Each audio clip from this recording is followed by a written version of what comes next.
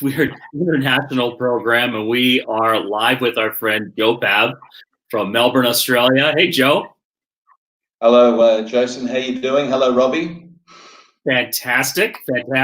Robbie says hi. Thank you. Joe is the founder of Spoonfed Online, a training program that we've promoted on this show before, and we love working with Joe, talking with him, getting information and education about training and hospitality, and that's what we're going to talk about today. What's going on with you lately? Oh, listen, we've the last month and a half since mid-December to the end of January, nothing much really happens here in terms of everyone goes into holiday mode and what have you. So we've been pretty quiet. We've just been taking it nice and easy. We've been developing some more content, make it a bit more interesting and reducing, making it even more clinical and to the point, I suppose, and getting the message across. So I think from next week we start ramping up our marketing efforts and our selling efforts to get this solution out to industry. So that's been the focus. Had a few little short day trips away for a bit of a break, but obviously also dealing with the issues. We've had major bushfires here. You're probably well aware of that. Oh, yeah. Which has impacted the industry here because the regions that were hit were major tourist destinations, and of course the coronavirus. Well, you know what that's been a major issue here. Major issue. We are seeing that again. We just flown back 185 of our own from China, and it's I think it's going to hit everybody hard. Just as a recap. Because again, we've had you on the show. We've talked about Spoonfed before. This is an opportunity where we're live on LinkedIn. We're also live on YouTube. Just as a quick recap, let's talk about Spoonfed, and sure. and then I want to talk to you about a couple other things as well today. Sure. Well, Spoonfed was a legacy of how does the industry here in Australia, hospitality, is mainly staffed by casual labour. About 70-odd%. The guys don't want necessarily a career in the business. Very little time and money spent on training these guys up, even with the basic toolkit of knowledge and skills that they need to work in the business. I've been in the game for over 35 years. Own my own businesses and run them and what have you. I've also been an educator, had my own training company, nationally accredited training company for many years. I've given out a lot of qualifications. Unfortunately, a lot of the stuff that we do as part of the training is very quickly forgotten. So I wanted to find out, well, how do I get information, operational content out to all these staff anywhere around the country, anywhere around the world, in very small bites, using existing technology. This is some fancy technology we're using, but make it available in the actual venue where it counts. There's no point me doing a training session for 20 people and nearly most of the stuff's forgotten after that session, whether it's online, face-to-face, whatever. So what we came together was we look at a tablet, touchscreen tablet, from 10-inch up to 40-inch if you want, but we mainly use 16-inch. This tablet hooks up to wireless in a venue, and every day I send through, broadcast 3 to 4 bytes of content. It's all operational, varying from customer service, product knowledge, compliance updates, industry skills, customer service, selling hints, what have you, and also industry news. And the idea is that it plays in the venue as staff are working. And they're only short bites of about 10 to 15 seconds each, but they keep getting played all day. And staff can look at this even during a busy time, so the short glimpse, and in 15 seconds, if they didn't know what Kahlua was, it will tell them for example, what Kahlua is if they didn't know. The whole onus of this was, it's not just for the casual staff, this is also for management and middle management as well, because a lot of them don't know things either. It's about staff that don't know, have forgotten, or aren't sure about the skills and knowledge, and it's a way of reminding them, refreshing them in the actual workplace where it should count. There's no point doing it and you doing a 2-hour training session with me and then getting 80% out of the test I give you when you don't actually use it in the venue. But it's not a training solution. First and foremost, it's an operational solution, but it also includes training content behind it as well. So it's short, sharp, to the point. Most of the content I develop sitting in venues during the day. It's just observing what goes on, and obviously with the content I've developed over the years as well too. So it's real world, it's operational, it's about the business, and it's about every single person in that venue doing it, because our business is based on standard procedures and standard measures and standard recipes. There's no point 6 doing it and 15 don't do it. It defeats the whole purpose. So it's about unifying staff in that venue. And management can also use my content if they want to do very short little coaching sessions. And this can be delivered anywhere, because the hardware is not fixed to a surface. You can move it inside, outside, as long as you've got Wi-Fi. And it's only about spending 5 to 10 minutes. It's very difficult and costly to get staff to get together for training. It's a huge impost in our country, because the average labour rate's about $25 Australian an hour. Right. For just a casual waiting person. It becomes a big costly exercise. So we looked at that part of it. How do we make this relevant and very, very cost effective to the business? And that's why we came up with Spoonfed. But the onus is on small bites every day in the venue. Every single staff member has access. They don't have to go to an app. This thing comes to them. That's the difference, and they can't avoid it. So that's what we've been rolling out. We've got about 15 clients at the moment that are subscribing. It's a subscription-based solution. As I said, it's not high tech, high technology here. It's more the content, and it's almost my 30+ years as a manager being beamed into venues every single day. I love that I love that you take the real world things that you see and things happening within the operation and put that in as content, because that's that's the relevant stuff, right? It's as you've said before, and I love the term. It's need to know versus nice to know.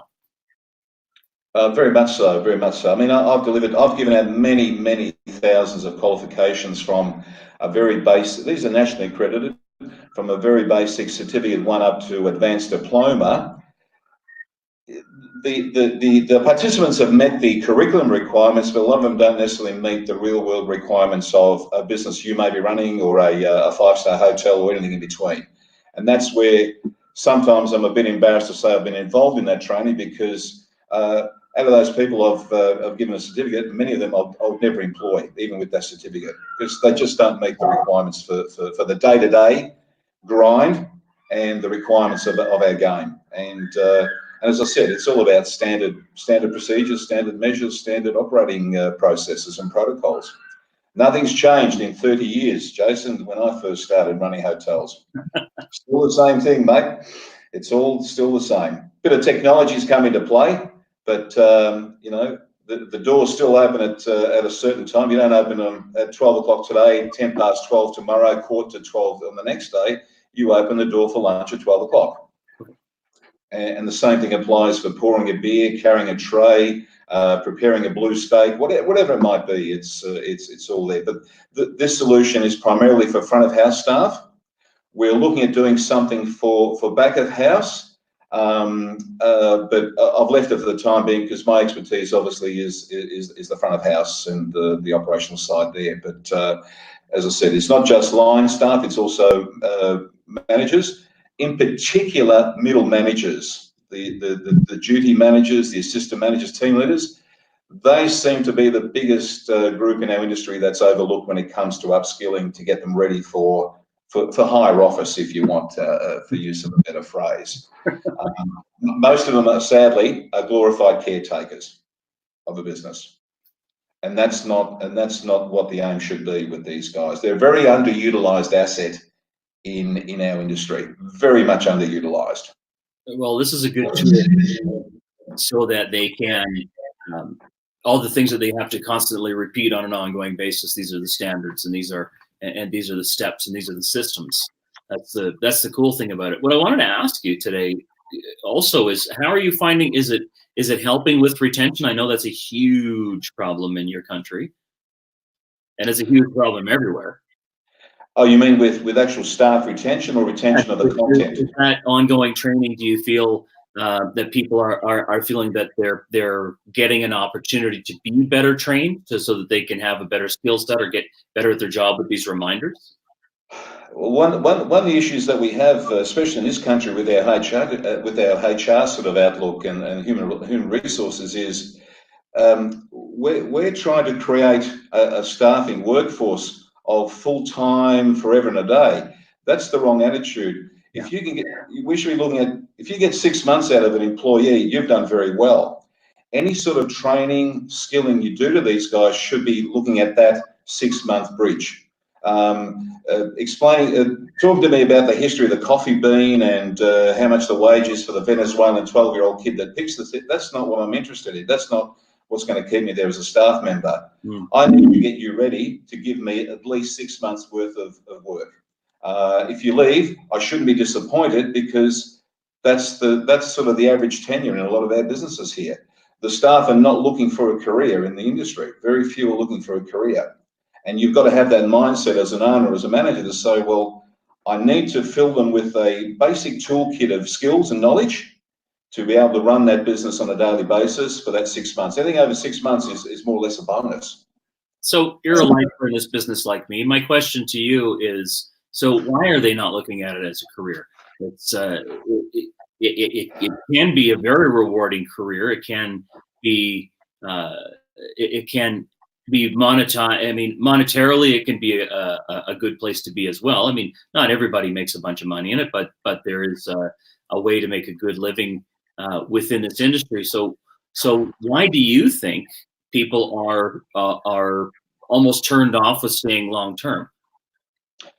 Well, in Australia, the first off perception, it's a low wage industry. But as I said, as a casual Monday to Friday, as a waiter or a bar person, without a great deal of, I'm not talking about a high-end cocktail waiter working in a New York 5-star. Right. Someone that can pour a beer, make a coffee, make a mixed drink. The average wage is about $25 an hour Monday to Friday, plus what we call superannuation. It's almost hitting $29, $30 an hour. On a public holiday, it's hitting $52 an hour. So it's not like these guys are getting $15 or $16 an hour. This is not a bad reward for the average rate as a casual that is working maybe on average around 15 hours a week. I think something like that, 15 to 16 hours a week is the average a casual works here. So I sort of look at that as a bit of a furphy when they say the wages are pretty low. The problem is, it's a labour-intensive industry, and I was looking at the stream you had before with the lady and the gentleman from the vocational culinary school. Right, today, yeah. Today in Canada, and tomorrow for you. Listening to them and the problems faced there with especially people doing culinary qualifications as chefs or cooks, a lot of it's got to do with these are all hands-on, these are all labour-intensive careers. Right. And so are the trades, and they're the biggest problems we have certainly in Australia in attracting people to do these.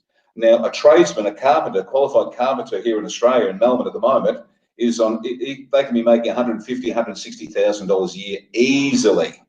Wow. That's just someone knocking in frameworks and formwork, and it's nothing. They're not constructing award-winning design buildings, but you've got to go through that apprenticeship. But it's still a labour-intensive business, just like our business is. And probably a lot of people are averse to doing it. They want to be in an office, perhaps. They want to have their own business. It's all about the gig economy. Everyone's an entrepreneur, and what have you. And that's fine. There's nothing wrong with that. People want to do a law degree. My brother's a lawyer. There's something like 8,000 law graduates coming out in Australia every year. There's not 8,000 jobs for these guys. Right. And they're paying money for this. But one of the things is, I think, the fact that it's labour-intensive. The hours, well, they've always been ungodly. That was 40 years ago when I first started as a casual. Nothing's really changed there. So there's probably a few reasons. Parental pressure, perhaps, on kids. You know, it sort of seemed to be, you know, demeaning. The servile attitude associated with the service industry, as you're beneath someone, that you have to serve them. There's maybe a little bit of that still around, you know, that you're beneath someone, that you're sort of being servile. But when I look at all the opportunities for the sectors going forward the next 5 to 10 years, I don't know too many businesses where people are coming to you, they're happy, they've got money in their pocket, they're out to eat, to drink, to sit by a pool. I mean, these aren't miserable gits coming to see you. These people are in a good mood, they're happy. Right. Going to see a lawyer, you're seeing a lawyer when you got problems. You don't see a lawyer when you've got good times. Or your doctor, or your you know. I've got 2 mates of mine, 55 years of age in Stover, both late stage cancers at the moment. I'll listen to some. I mean, I'm not the only one that knows people like that, but boy, it's a sad indictment, and of certainly the what they're going through. But as I said, as an industry, it's a fun industry. At the end of the day, people are going out because they're happy. You know, right? They want to spend money. They want to enjoy themselves. They want to relax. They want to eat. It's one of the very few industries that have that sort of mindset from the customer base, I guess.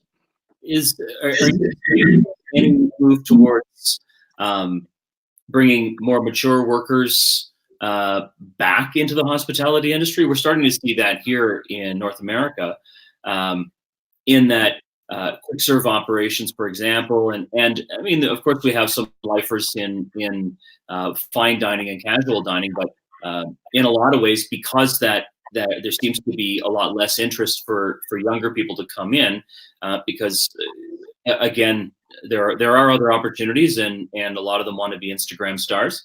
Are you seeing any move towards hiring people who are maybe semi-retired or or have retired and coming back to this as a almost a better scheduling opportunity and to have a little bit of extra money? I can't see any real trends. No one's done any sort of studies here on trends, but just anecdotally, when I go out in certain parts of the industry, like our club sector, which is the licensed clubs, they have gaming machines. It's an older sort of style clientele, perhaps, but that's all changing as well. A lot of the staff there are in their 40s, 50s, and even their 60s. Yeah. There are places now where people, and when you say older is now, you know, I'm nearly 60, older is 30, 35 now. It's not necessarily 50, you know what I mean? But the other issue is a lot of people have got mortgage stress. A lot of people have got high mortgages here, and we're talking a lot of money with buying houses. I'm sure Canada's no different.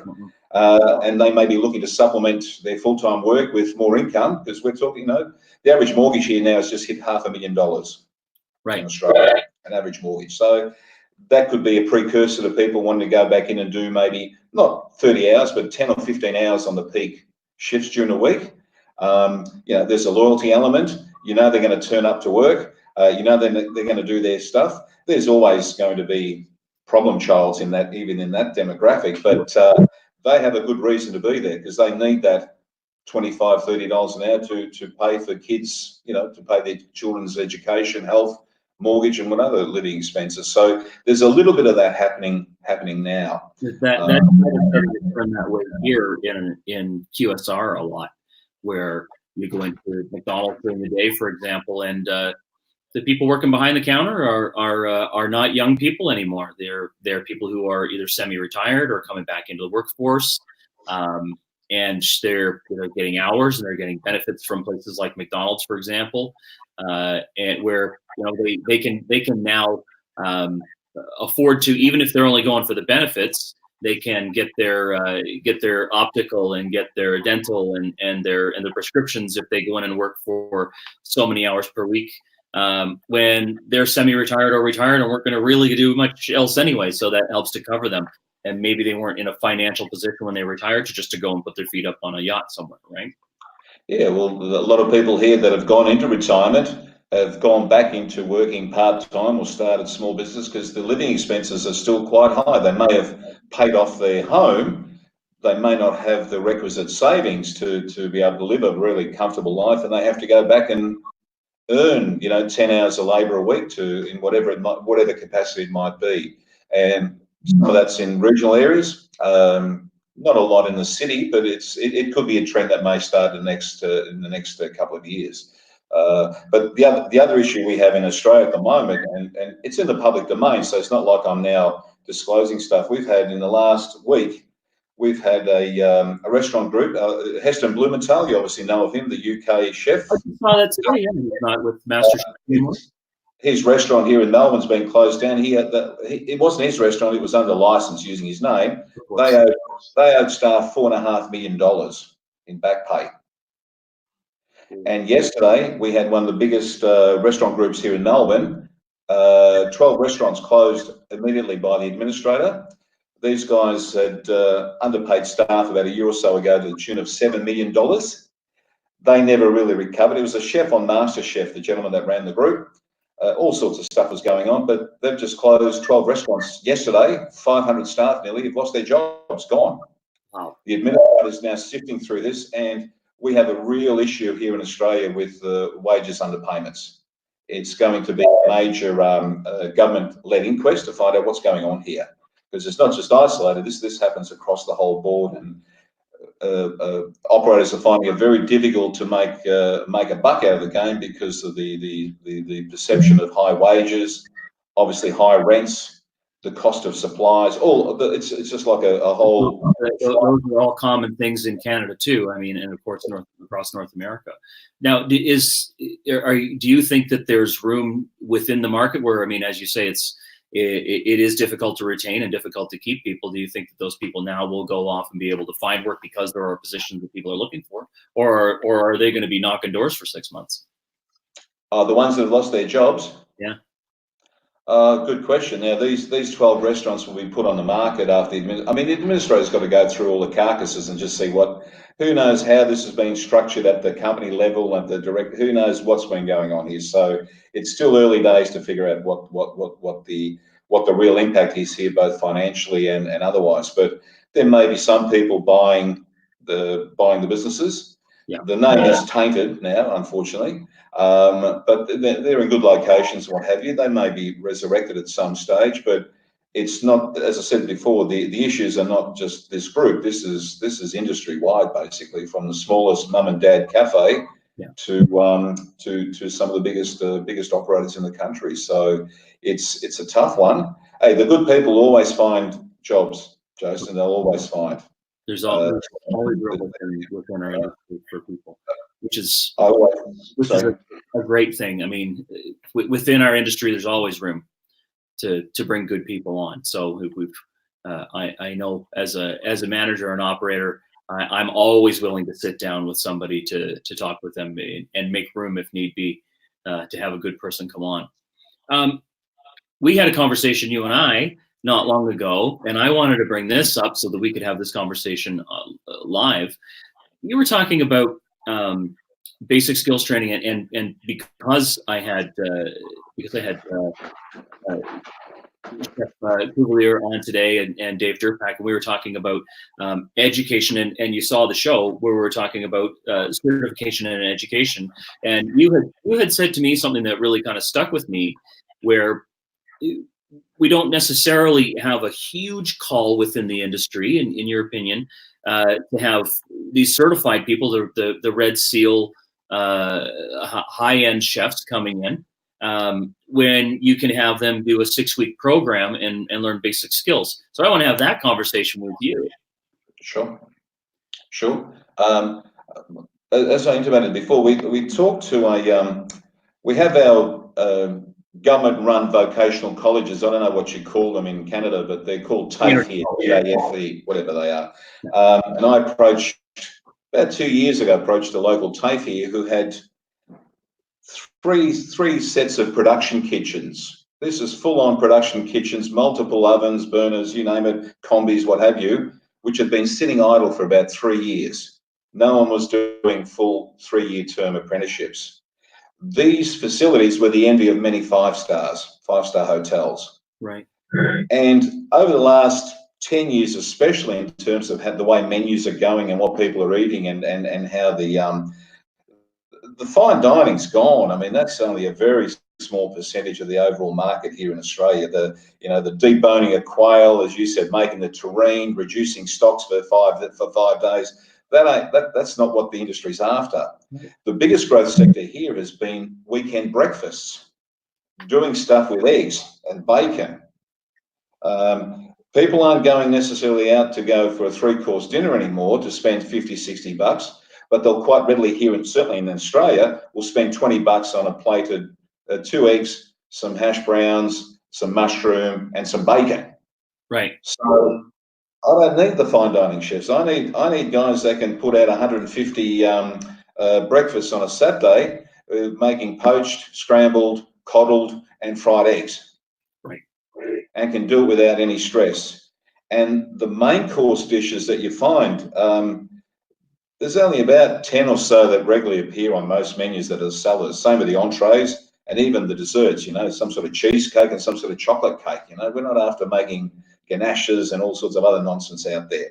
Right. So I approached the guys and said, well, the country doesn't have a shortage of qualified chefs. We've got a shortage of short order cooks, because that's what we need. For sure. And we don't want people to be in a school environment for 6 months learning these skills. We need to churn them out in 4 or 5 weeks. Give them the stuff they need to know, rather than it's nice to know. I mean, a lot of the course I deliver here, Certificate 3 in Hospitality Operations, is 16 units. 8 of those units are theory-based, hygiene, customer service. Most of the content there that's relevant could be written on half a page of A4. I don't need to be in a classroom for 20 hours a week to be explaining these things to people. So we approached them and said, listen, I even put the timetable together for them and said, listen, in 5 weeks, 6 people at a time, 8 people at a time, whatever it might be, your facility, there's no one in these facilities after 4 o'clock in the evenings and no one on the weekends. You've got all these facilities available. You've got chef trainers that are doing nothing. Let's start churning these guys out. The idea being that when they finish the 5 weeks, they can go to a cafe, they can go to a mid-level sort of restaurant and do the 15 odd hours in the main periods where they can walk in. The chef that runs the place doesn't have to worry about, does this guy know how to make a cream-based pasta, or can he make a scrambled egg dish, whatever. I know Larry here is going to produce 40 main course dishes for me, takes the pressure off me. Right. Larry doesn't have to work 50 hours a week. Larry might be happy to do 15 or 20 hours as an assistant cook. You can give him whatever qualification you want to, and that's a piece of paper at the end of the day. The amount of people running around our country here with hospitality qualifications, all the great hoteliers, restaurateurs, and chefs of the world should all be flying in every week by the jet load to see how we do it all. But it ain't the case, unfortunately. It's they've been given out willy-nilly, basically, meaningless.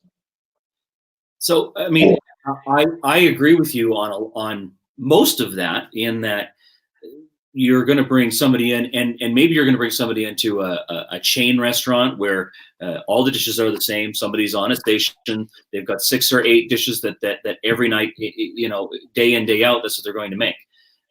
So if they come in with those basic skills and qualifications and basic hygiene that goes with it, then that's a great opportunity to get people into the industry, give them some manner of certification, and to have them have enough skill that they can come in and be trained to that recipe on that station fairly quickly, because they've had the opportunity to understand how the equipment works, which doesn't take 3 years. And also the money that's paid to culinary schools. And I'm not knocking culinary schools. I'm just saying that in many cases, that's a huge barrier to, a young person who either doesn't have a student loan or doesn't have access to mom and dad's money. It can't go and cough up 20, 30 grand to go to one of these schools. What they need is a job.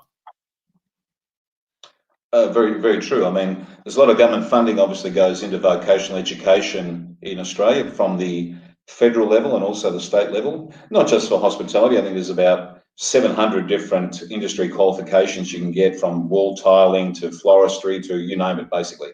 A lot of money goes out to that. And the idea is that, we have quite a few people unemployed. The figures that are bandied out, percentages, they're not the real figures. You're considered employed in Australia if you work from 1 hour a week, basically. The other problem, which is even bigger, is the underemployment. People who are working, but they may have to work 2 or 3 part-time jobs to make ends meet. They don't have full-time. They don't have the safety of that full-time comfort with all the things that go with it. Basically, the other, with medical and all the other stuff. So there's a lot of people that are underemployed who may only want to work 10 or 15 hours. Just do a Saturday, Sunday breakfast shift, because I can't find these guys. That's what the consensus from the operators, and then they have to start looking at the universities with a lot of the we have a lot of overseas students that are here during their courses, as much as probably Canada has as well too, and they try to find these guys with very basic skills to come in. It's just another body, really. The quality that comes out varies from all over the place, but they're the only ones willing to work in those environments, and a lot of them are getting used and abused, obviously, because they've got visas and all that sort of stuff. But that's another conversation altogether. But there might be some chefs that had a gutful, but only want to work locally, can walk down to the local hotel and do a 5-hour shift on a Saturday night, with 200 covers, helping out the other brigade. And at the end of it, you go home, don't have to worry about it. So I noticed that my friend Peter just posted a comment, and Peter works with the prison industry, which is of course government run in Canada, and that just reminds me of having a conversation about institutional cooking as well, where those are set menus and those are preset, almost catering, where you are going to put that out, and these people are going to have a specific skill set to be able to have people come in. I mean, yes, they do from scratch cooking, but there's a limited menu. I'm sure that what you're going to cook on the 20th of the month from on the 1st of the month. Yes. Right. So there's a huge benefit, I think, in having a basic skill set program in that way to have people come in and work in that environment.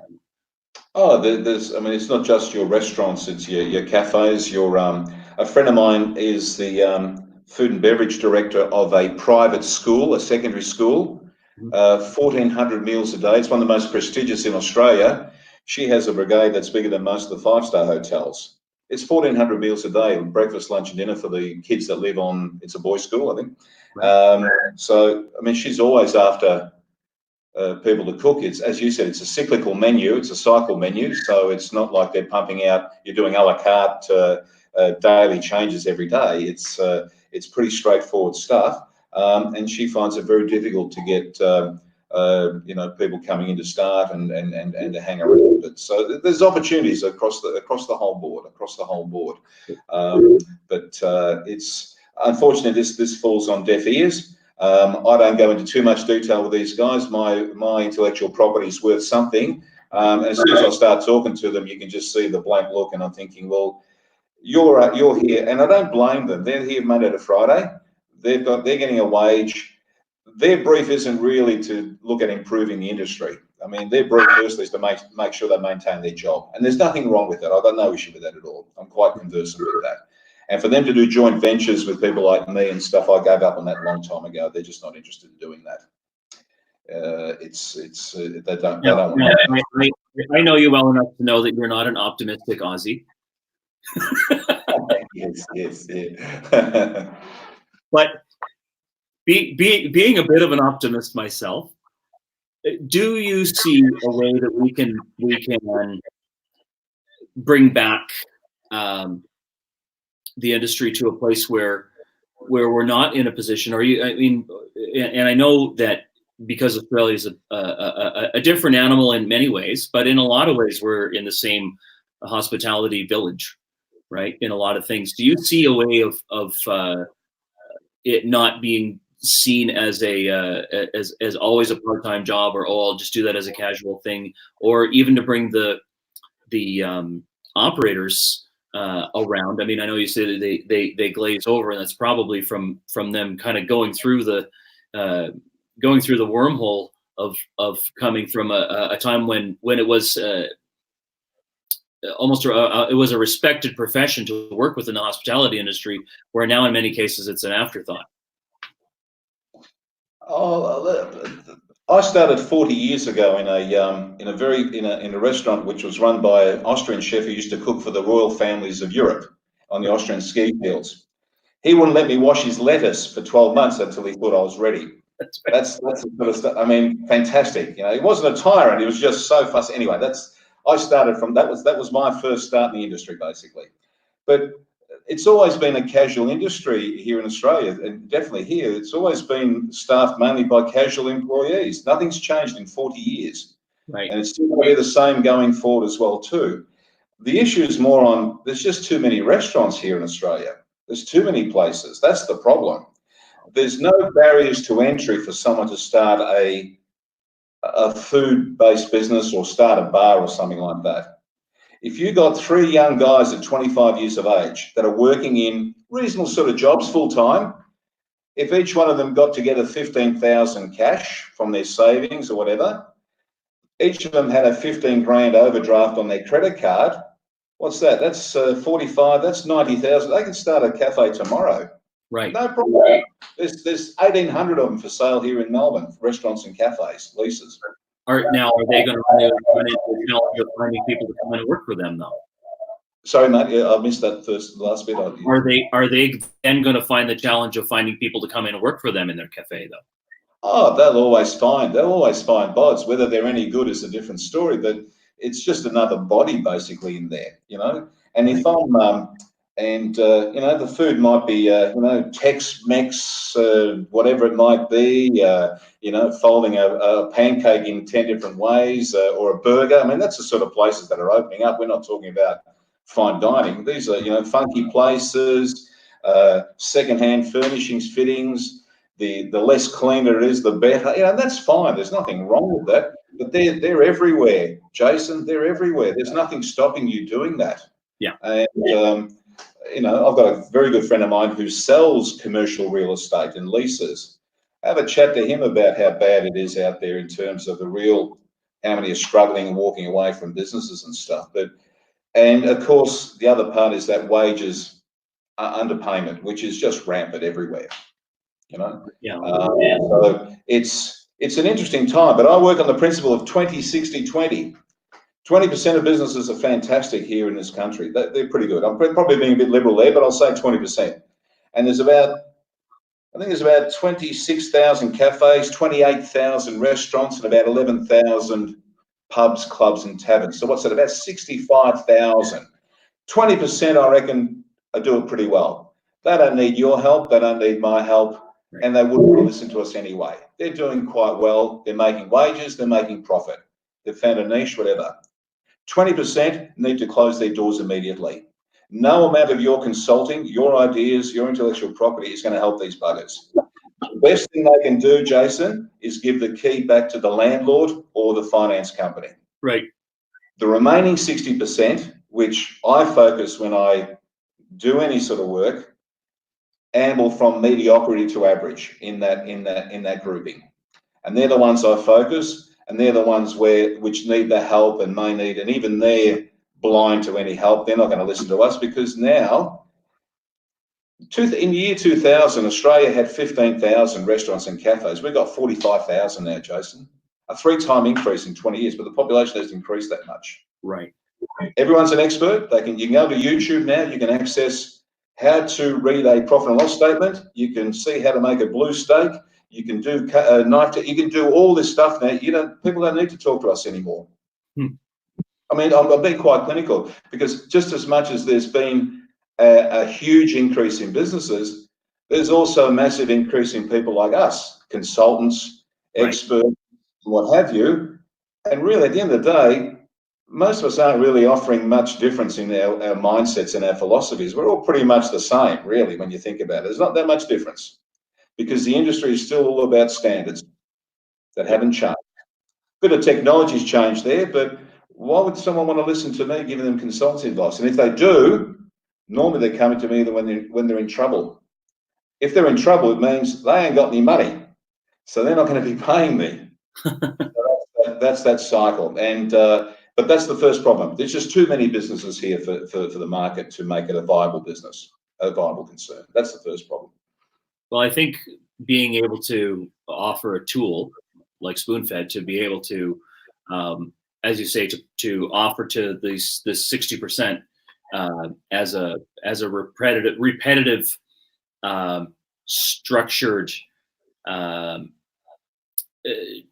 you say not training, but operating tool, so that the standards are always there and are always our constant reminders. That's your offering for them to be able to do that, which I think is good. And also you're offering opportunities for second language to be able to learn from Spoonfed as well. Yeah, we're doing some stuff with up in Cairns, our tropics, with one of the clients there. They have a lot of Chinese and Japanese tourists coming through, and it's not about making them competent in Mandarin. It's about just a few phrases, even one or two phrases, which when a Chinese client customer hears it, well, oh, okay, that's interesting. It's another point of difference, basically. Most of the staff can't speak English properly, let alone getting to speak Mandarin or Japanese. So, but the idea of Spoonfed was it's a very low cost base, because the industry is very loath to put their hands in their pockets for any sort of upskilling or improvement to staff for whatever reason. And it's something that's available for every single person in that venue every day. It's all very well training someone, but the biggest problem with the training is all the problems start with the implementation, the follow-up. No one does any follow-up because you don't get paid enough for it, or it's just too hard to do it in terms of the efficiency and the effectiveness of doing it. Yeah. So this allows me to be a continuous 24/7 follow-up to these guys, both managers, middle managers, and line staff every single day, but only with a maximum 1 minute interaction if they want to. Yeah. The first question I ask somebody in a bar is, what's a Drambuie? I've got no idea. Well, in a 15-second screenshot, it'll tell them what Drambuie is, and every hour they have 60 opportunities to see what a Drambuie is. Right. It's only a very basic, even how to pronounce it properly. When you look at the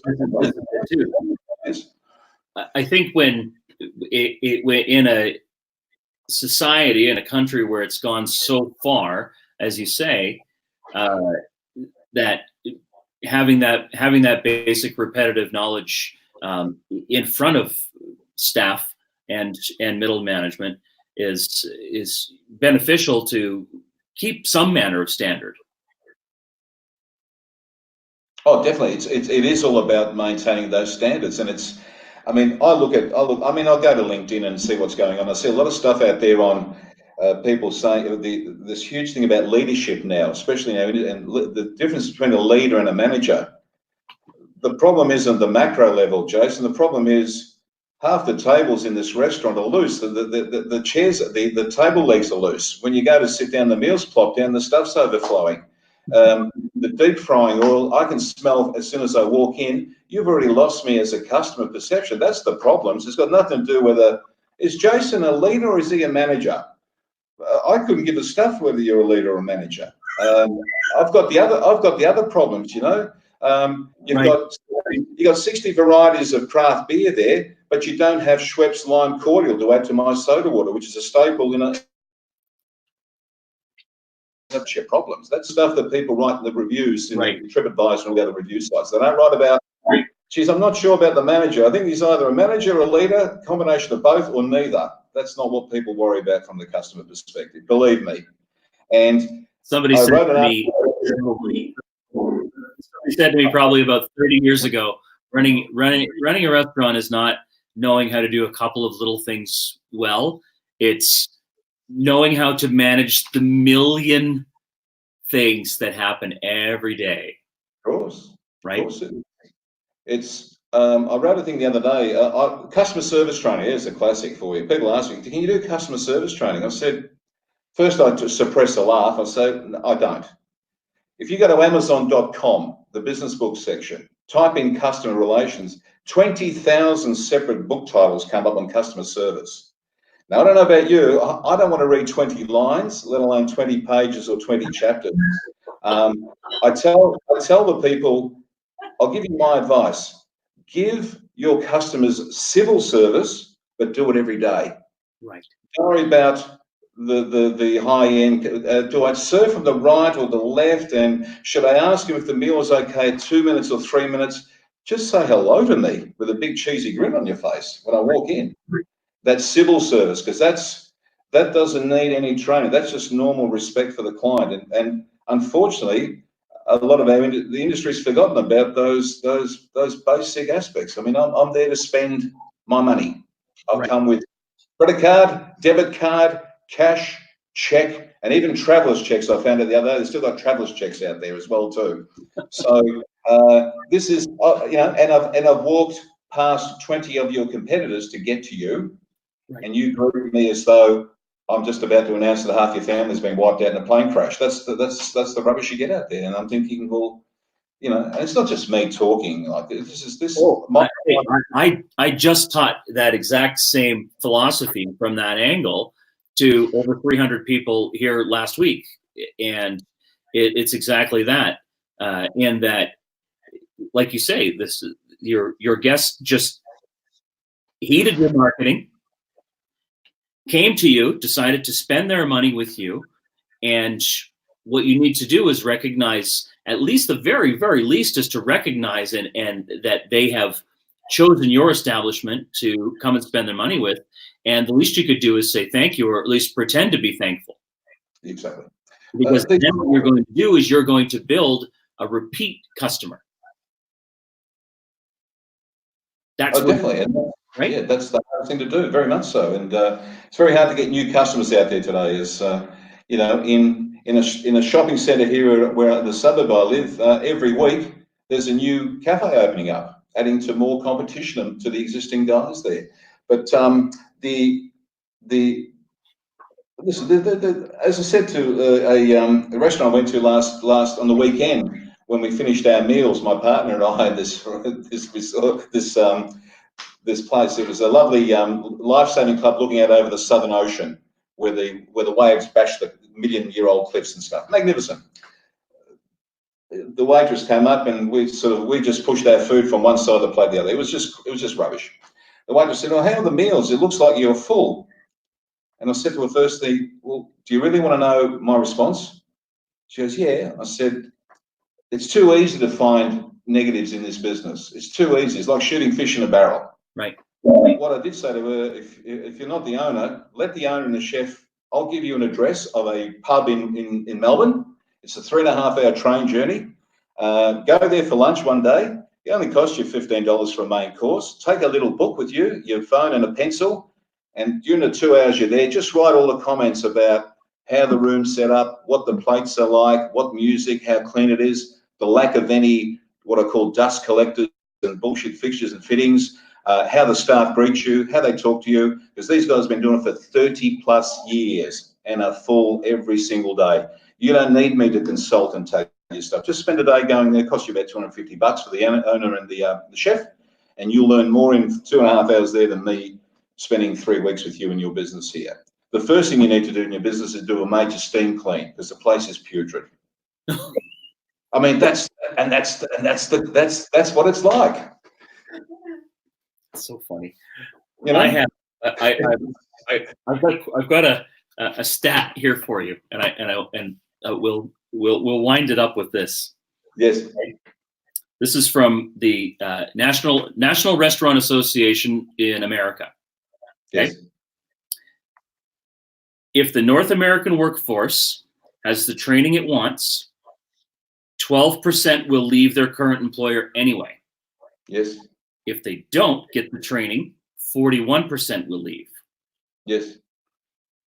And this is, I mean, you can do the math on this up and down for the amount of employees, but if you have a company with 1,000 employees, that means employee turnover will cost the company $14.5 million a year. Yeah. Yeah, it's a big, listen, you know that, I know that, all us experts in the industry know all that, but you've got to convince Larry, Phil, Barbara, Jack, who are now basically spent all their life savings, their house is about to go, They're not talking to their parents because they borrowed 100,000 from them, and their kids, they never see their children, and the 40-year-old looks like he's 60 years old. They're the ones that need the convincing, and that's why I don't do that anymore, Jason. That's why we put Spoonfed together, where it's me giving my thoughts for a very, very small amount of money. It doesn't interfere with the business, but it does the same thing as though I was there giving you consultancy as well too. I could almost run the business for them if I wanted to go down to that next level. Yeah, they're interesting times here in Australia because it needs a bit of a clean out now. I think that's where it's sort of heading now. Yeah. And what's happened the last couple of days, certainly yesterday, is some major stuff that's happening here. But still, some good operators. Don't get me wrong. 20%, I reckon, do it well. But they don't need to talk to me, and I don't need to talk to them. I've got nothing to tell them. They know what they're doing. I think that falls into any industry that is, I think, operates either well or doesn't. So I had a conversation with a good friend of mine in Vancouver a week and a half ago, maybe, and he said the same thing. He said restaurants are having a hard time here. He goes, the ones that have been around for a long time or for a while are doing okay. As you make mention of the pub, it's been there for 30 years because they're doing it right. Yeah. They're doing okay because they're doing it right, and the other ones are not.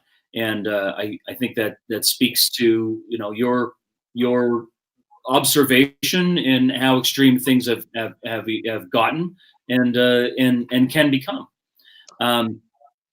I think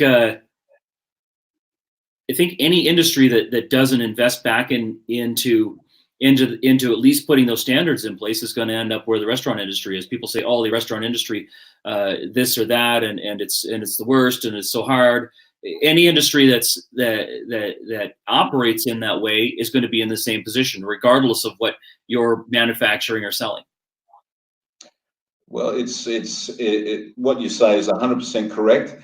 The other sort of elephant in the room, potentially, I don't know how you think about this, is the advent of artificial intelligence, robotics. There are apps out there now which allow you through QR codes, which is not new technology. QR codes have been out for 10 plus years, but I don't need a waiter to take my order anymore. I'll just do it on my phone app. Once I download your menu with all the lovely images, bit of a descriptor, and I pay for it directly from my phone. I only need a body to just. Those are available now, and there are operations that are using them.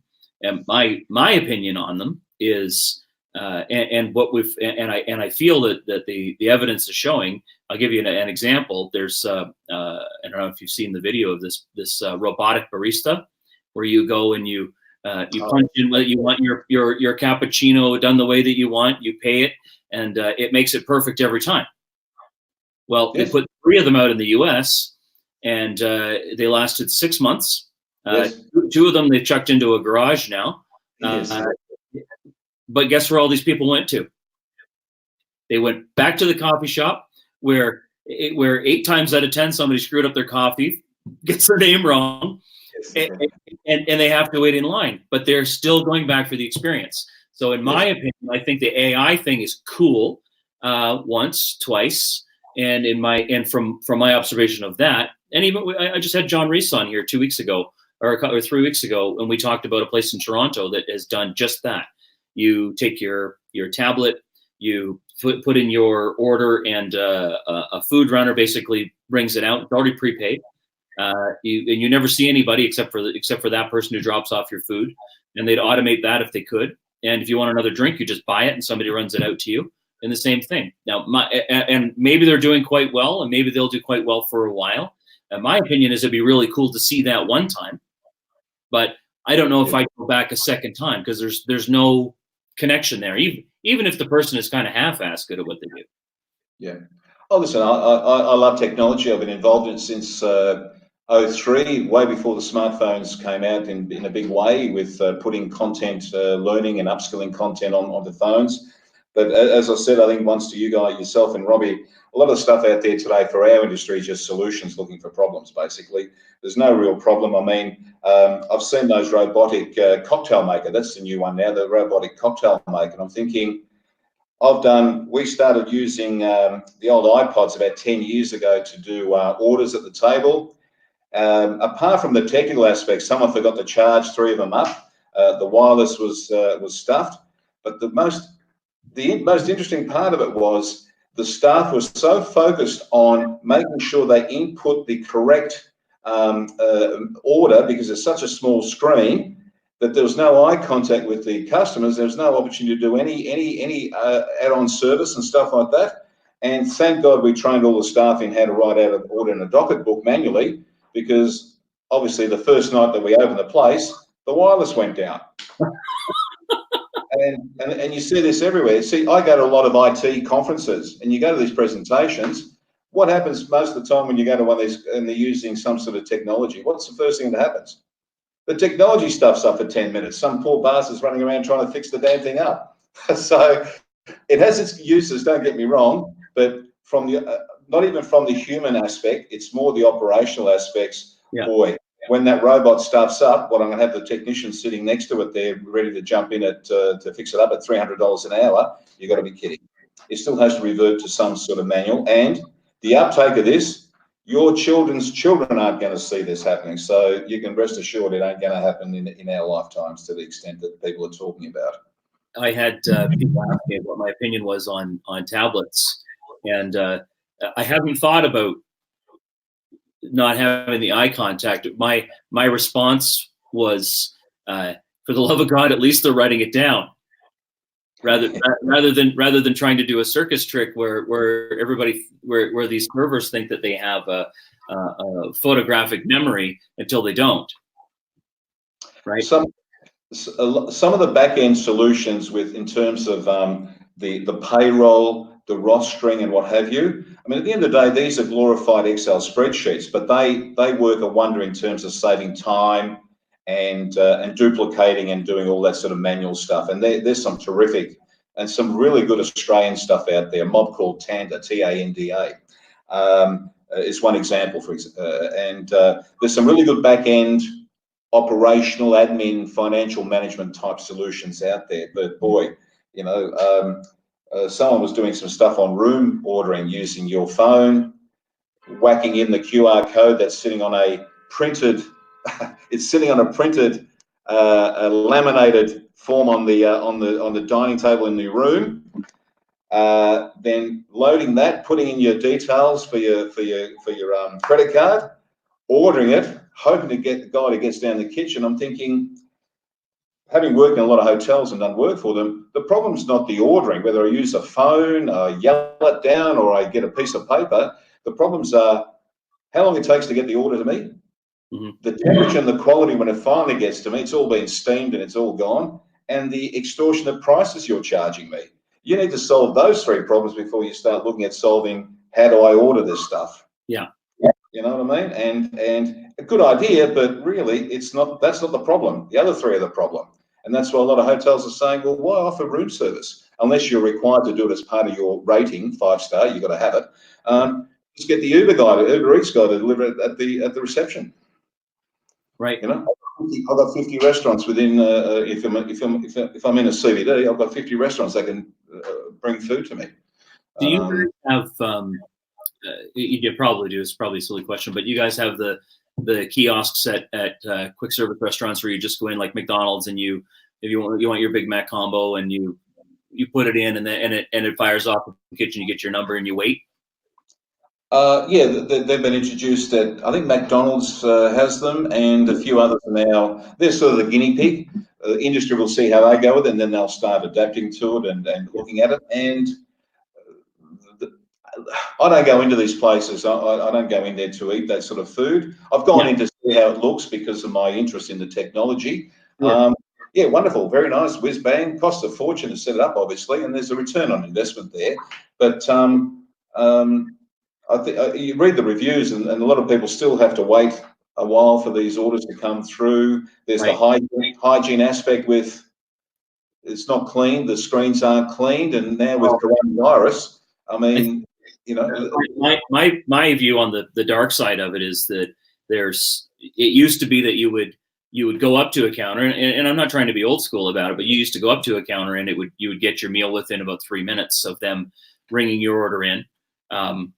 The plus side is their opportunity for upsell for the organization, but then that individual would go and gather up your sandwich and your apple pie and your drink, and you come and put it on a tray and away you go. Because the system was designed that way and to work at that pace. Now what happens is you have 8 or 10 kiosks pummeling that same kitchen, and it's 15 minutes to get your sandwich, fries, and your drink, and you're just kind of standing there milling about. Where before you even if you got in line, there was no way it was going to be 15 minutes to get your food. So it takes the speedy system right out of it. And the manual way, you could control the flow of those orders as well too. You could decide, you could take a bit longer, a bit shorter, and that's the problem I find in the more formal type restaurants. If they're using, the customer's going to do their own ordering, you as a chef, I know you may not be on the line anymore, but the last thing you need now is 15 dockets of 4 people on each one to come in at the same time. You want to start killing people, mate. There's no control, right? None whatsoever, for sure. You know, so there's some good stuff out there, but a lot of it still has no, as I said, just solutions, looking for problems which aren't really there to start off with. But I love when you say that. So, I'm going to wrap it up. Thank you so much. No worries. Thank you for coming on. My pleasure. It's always fun to talk with you. It's always a great chat. There's no gray area with you, which I love. And your decades and decades of experience is always rings through to get an honest opinion, an honest view of our industry from the other side of the planet. And again, my guest is Joe Pav from Spoonfed. You can watch the ticker on the bottom. Spoonfed.online is where to learn more about Spoonfed. I think it's a fantastic solution for operators, for franchisors to get your message across, to be able to communicate effectively through your managers and to the industry and about your standards. It's a great tool for your operation. Thank you. Thank you, Joe. As always, I love talking with you. Today we've been live on YouTube, live on LinkedIn Live. If you're watching us on YouTube, please go below, smash the subscribe button, contact Joe Pav. If you want to have a lively discussion about the hospitality industry and to learn more about Spoonfed online. Thank you, Joe, as always. Can I leave you just with one thing? Have you got time? I have all the time in the world. This is a real. It sounds like I'm taking the mickey out of it, but it got me thinking after that the meal we had on the weekend in this country restaurant, and looking at the paradigm of the restaurant and the restaurant seat, the seat in the restaurant. We had 2 courses and 2 drinks. The total bill came to $65. There were 3 chefs and 3 floor staff to look after about 35, 40 customers over the course of that period. So our bill came to $65. It was horrible.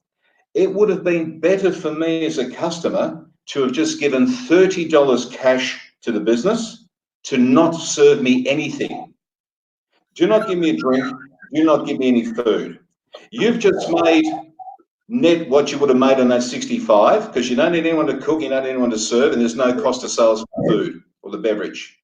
I could have gone to a supermarket and spent $15 on a baguette, some lovely prosciutto, some Jarlsberg cheese, a litre of mineral water, and a lovely ripe mango. $15. That's 30 plus 15, that's 45, which would have left me $20, which would have paid for half my petrol journey back home. I'm just happy to rent that seat there for the hour.